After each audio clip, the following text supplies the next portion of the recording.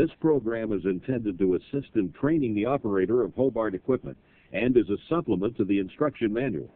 For more information, always refer to the instruction manual. Replacement manuals can be obtained from your local Hobart office. In the next few minutes, you will learn FT900 operating procedures, including how to set up and operate the FT900, equipment shutdown, and cleaning. Before you start using the FT900 Warewasher, there is some preparation required to ensure effective operation. First, though, let's take a look at the components of the machine. As you face the Warewasher, one end is the loading end. The opposite end is the unloading end. Your machine may have either left to right operation, in which case the loading end will be on your left as you face the control side of the machine, or right to left, in which case the loading end will be to your right as you face the machine.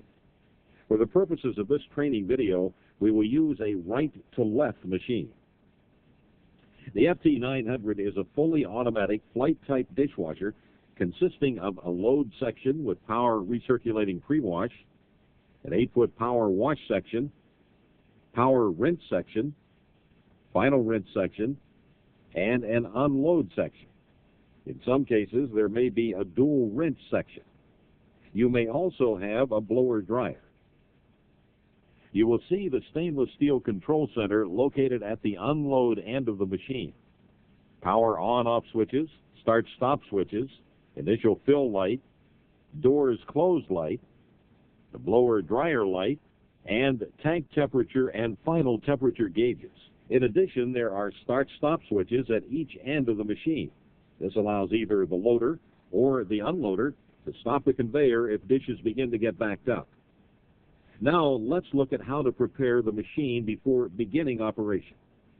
First, raise the access doors and make sure all components are in their proper operating positions. The pump intake screens must be placed on the holders at each pump intake.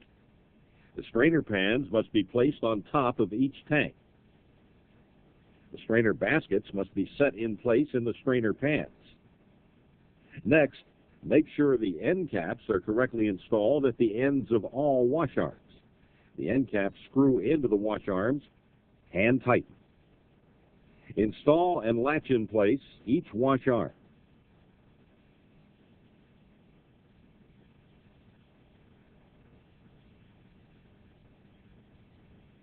And check the final rinse actuators to ensure that they move freely. You have a number of different curtains that need to be installed in the machine. To assist in maintaining of tank temperature, it is important that these curtains be installed in the proper locations. Install a short curtain on the unload side of each upper wash arm. Long curtains get installed on both sides of every section divider. Install 2 long curtains at the load end of the machine to assist in maintaining tank temperature and controlling splashover. And ensure that the extension panels are in place. Now that the FT900 is prepared, you can begin operation. The first step is filling the tanks. The FT900 has a standard automatic fill feature. Close the drains and the doors. The drain levers are located near the floor at the front of each tank. To close the drains, move the drain lever with your hand or foot up to a vertical position. Push the power on-off switch to begin filling the tanks. It takes approximately 10 to 15 minutes to fill the pre-wash, wash, and rinse tanks. Double check that the blue doors closed light is illuminated. When all the tanks are filled, the water will automatically shut off and the green initial fill light will illuminate. You will not need to refill the machine at any point while it is in operation. The full-time autofill monitors and maintains water level in the tanks. There are 3 green start switches on the FT900, one at the load end, one at the unload end, and one on the control panel. To start the conveyor, pumps, and blower dryer, if your machine is equipped with one, push any one of the green start buttons. To stop the conveyor, pumps, and the blower dryer, push any one of the red stop buttons. When the start switch has been pushed, the conveyor will only operate with all of the doors closed and the tanks filled to the proper level. Before loading the machine, pre-scrap dishes thoroughly to remove large food particles and debris. Never use steel wool on ware to be loaded into the machine. Steel wool fragments can rust the tanks, damage the pump, and affect the magnetic float switches. When loading the conveyor, load like items together whenever possible for more efficient unloading. Plates, saucers, trays, etc. should be loaded onto the conveyor in an inclined position. Bowls should be loaded upside down on the conveyor. Cups, glasses, silverware, and utensils should be washed in racks. Do not attempt to wash large items without first checking to make sure that they will fit through the machine opening. The auto timer will automatically stop the machine after a preset length of time if no ware is washed during that time.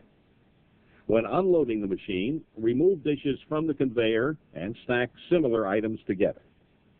If an item is left on the conveyor, it will strike the conveyor trip assembly. Remove ware behind the trip arm first.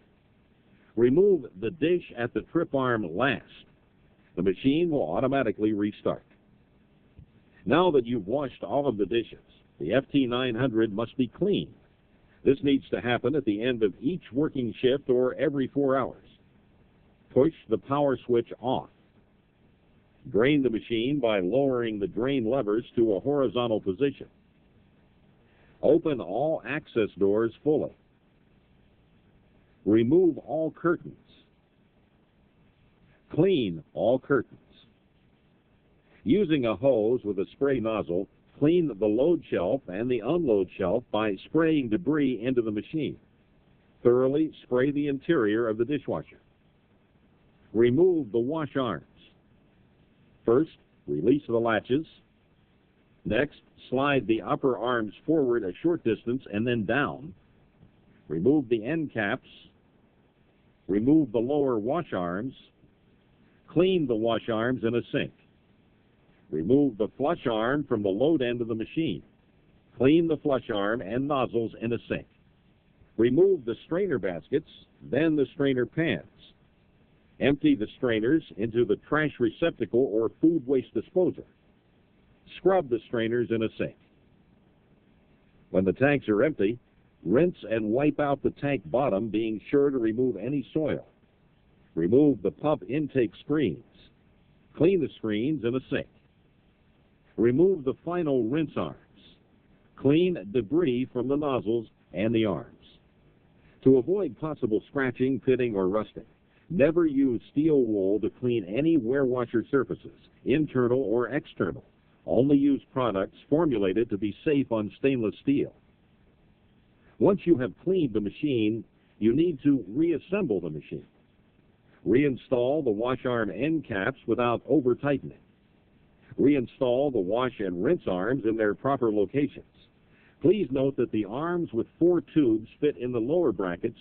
Those with 5 tubes fit in the upper brackets. To install the arms, rest the rear wash arm manifold with the end caps facing you on the rack. Push the wash arms to the rear. Latch the wash arms in place. Make sure when you do this that the upper nozzles are pointing down and the lower nozzles are pointing up. Replace the pump intake screens, then the strainer pans and strainer baskets. Rehang the curtains in their proper locations. You'll recall from earlier in this tape, you have a number of different curtains that need to be installed in the machine. Install a short curtain on the unload side of each upper wash arm. Long curtains get installed on both sides of every section divider. And install 2 long curtains at the load and unload section.